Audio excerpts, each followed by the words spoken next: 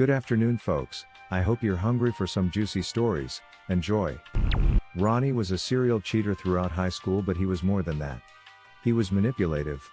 He would blow through relationships, typically 4 at a time. They would only ever last a week to a couple months before the girls would catch him cheating. He'd proceed to leak their nudes or spill their secrets and move on to a new demographic of women. He was charismatic and scapegoated his problems onto his dying father. It didn't matter anyhow, he would destroy the victim's reputation until they weren't trusted, anyways. Despite this, I was in love. I was his side piece through it all. Morally, I knew it was wrong, but I had never been in love before. Besides, he wasn't lying to me like the other girls. He was honest about the fact he was cheating. I was special. I stuck it out. 2 years later and he's fallen in love with me, too. Or so I thought. He vowed to give up cheating, even gave up porn just to have me love him back. I accepted it. We planned to marry. He was always so smart about his manipulation.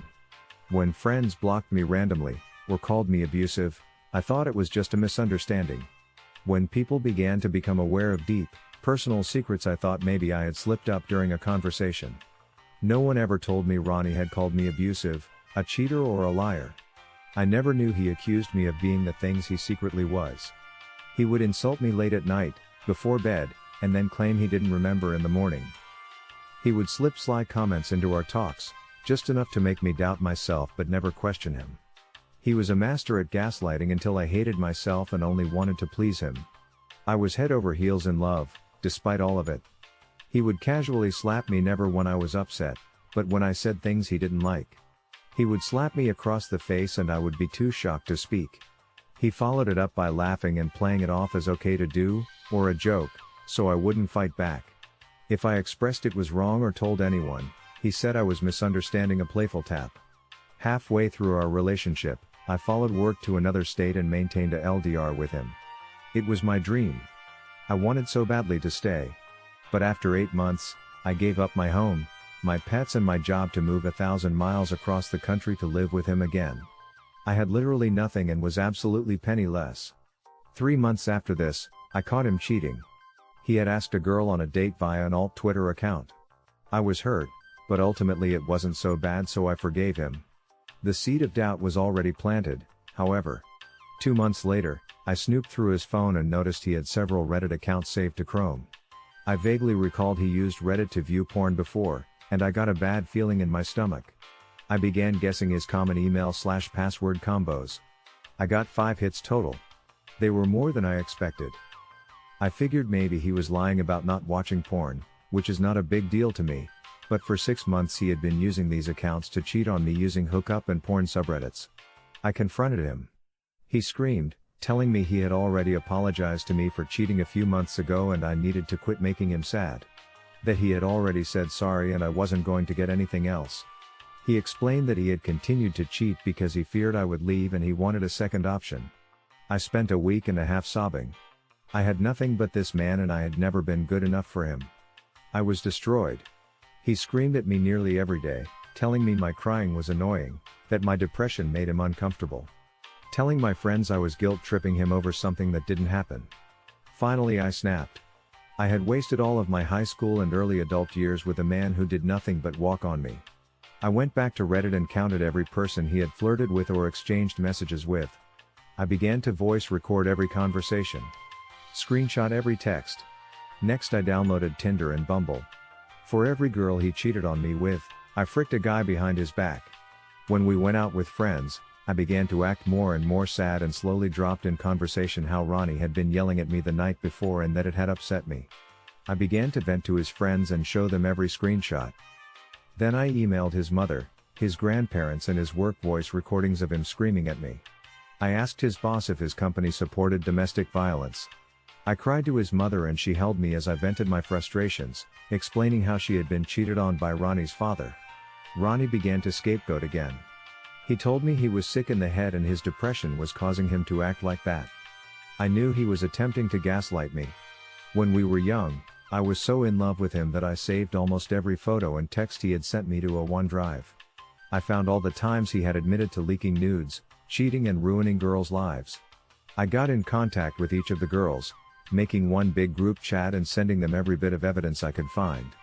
These were then posted all over Facebook. He had dreams of getting into politics. I joined every political group in our area and pretended to be interested in joining. I befriended the members and casually dropped into conversation how Ronnie had cheated on me and verbally abused me and ruined other people's lives. They would inquire more. I would vent and show them the mountain of evidence I had collected. Ronnie was still unaware I had done it. He spent the night screaming and crying about how no one liked him and he wasn't sure why. He had lost his job. His friends and family wouldn't speak to him, he was being publicly shamed on social media and his political group had ousted him. I finally dropped it onto him that I had done it and I was leaving. During all this, I had secretly removed what little money I had from his bank account and contacted distant relatives and asked for a place to stay. I was leaving. He didn't have anything left to abuse or manipulate. I don't have a solid ending for this. I just wanted to say frick you Ronnie. I wasted my youth being abused and I won't stand for it anymore. Let me start this one out by saying that I fully intended to seek revenge on the person in this story, but the aftershock of the eventual confrontation is what led to the aforementioned consequences rather than by my direct actions. I work in the UK for a large technology company doing software support. I'm part of a team that has members all over the world. I've been in this job for around 10 years, and other than the major issues I've had with this guy, I truly enjoy my job. When I started with the company, I wouldn't say that I was green. I had about 7 years industry experience under my belt. I was definitely inexperienced with the company, but the job that I had been hired to do used technologies that I was more than comfortable with.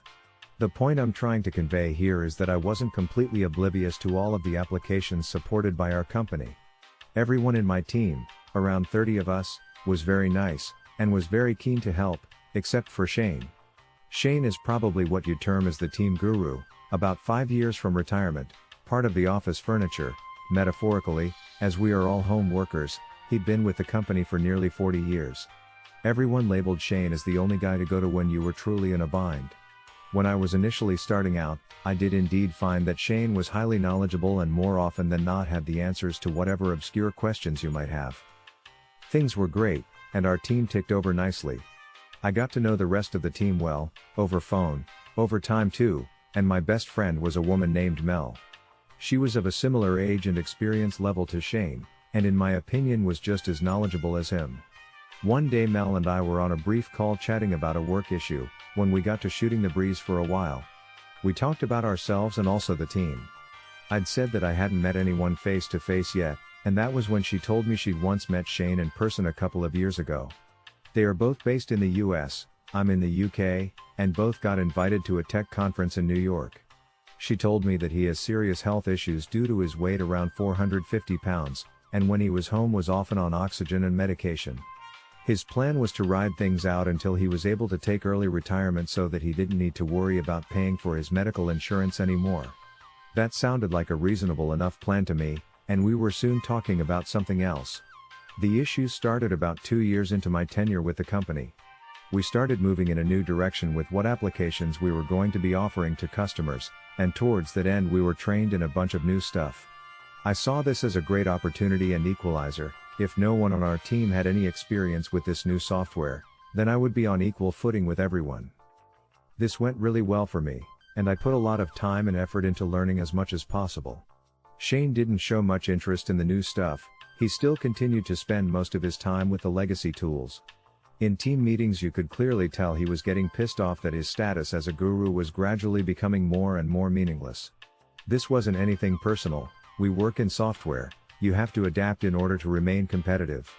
As time went on, it was becoming clear to the team how much work I was putting in, and I was well on the way to becoming the go-to guy for the new software. During this time, Shane would start sniping at me for anything he could plausibly manage. For example, if I was late to a team meeting because a customer call overran, he'd make sure to interrupt whatever was being said to comment something like, "Oh look, Op has bothered to grace us with his presence," even though he'd been guilty of the same in the past. Things like email chains too, almost anything I sent out that included him, and our boss on an email, he would reply with some unrelated complaint or observation, complete irrelevant to what was actually being discussed. One day Mel called me, and asked me what my beef with Shane was. I, truthfully, told her that I had no beef at all with him, and he just seemed to have it in for me. She said that if she managed to find anything out she'd let me know.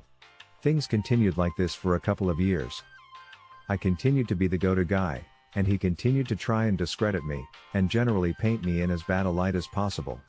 One day we had a major incident, one that literally could have cost the company millions in SLA fines if it was not solved quickly. Our manager split us into teams to troubleshoot specific areas, and she paired me up with Shane.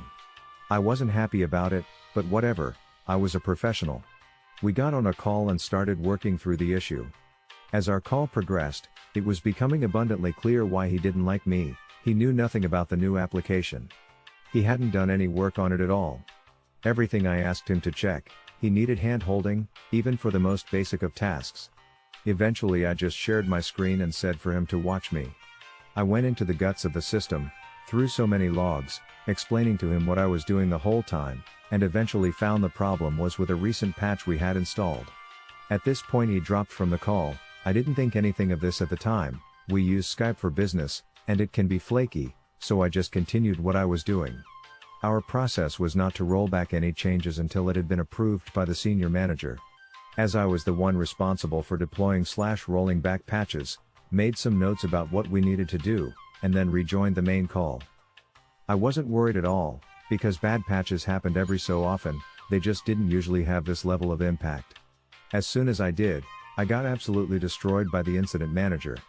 Apparently Shane had returned to the group call, and informed everyone present that the outage was caused by an error that I had made in the deployment process, and that Shane had told me what the correct fix was, and I had refused to implement it then and there. I was furious. He had accurately told them the cause of the problem because it was me who literally demonstrated to him how to find it. I had even foolishly mentioned to him what I thought would fix the problem. Because of how long he'd been with the company compared to me, only our immediate team knew the truth about who was really the better skilled person in this situation. His historical reputation still carried a lot of weight with people who didn't work day to day with him. Because this incident was so major, over 100 people were on this call, several of them 2 or 3 levels of management above our team. He made me out to be a reckless, incompetent idiot, and he was believed. Despite my manager's protestations, I was disciplined and given a verbal warning. He meanwhile was congratulated for steering the company away from a potential disaster and given a commendation. I was so angry, and a while later Mel gave me a call. Apparently Shane had been bragging to her about putting that smart donkey punk in his place. She was shocked, and asked him what he was talking about. His real beef was that he thought I had disrespected him by trying to take over his role as go-to guy for the new software. That wasn't my intention at all. I didn't see it as my fault that he was too damn lazy to do the work again. I lamented with Mel, that she should have recorded the call. She laughed and said that Skype shows when you're recording a call and he'd never have spilled his guts while being recorded. I immediately had a brainwave. I decided that I would confront Shane one-on-one. I pinged him on Skype, and said that I wanted to talk. He responded with a smiley, and just said sure.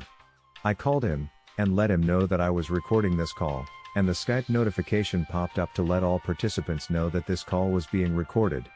I went right for it, and accused him of lying about the major incident, and said that it seemed like he had a major beef with me. As expected, he lied, and said that he was sorry that I felt like I had to react this way. He said that he would need to talk to our boss about it. I said wait 1 second, and turned off the Skype recorder. I then said that Skype isn't recording, and that he knew exactly what he had done. His mask slipped at this point, and he said that he was perfectly in his rights to put me in my place. He said that you need to respect the longer serving people in jobs like this, and that he would do it again in a heartbeat. I didn't hold back.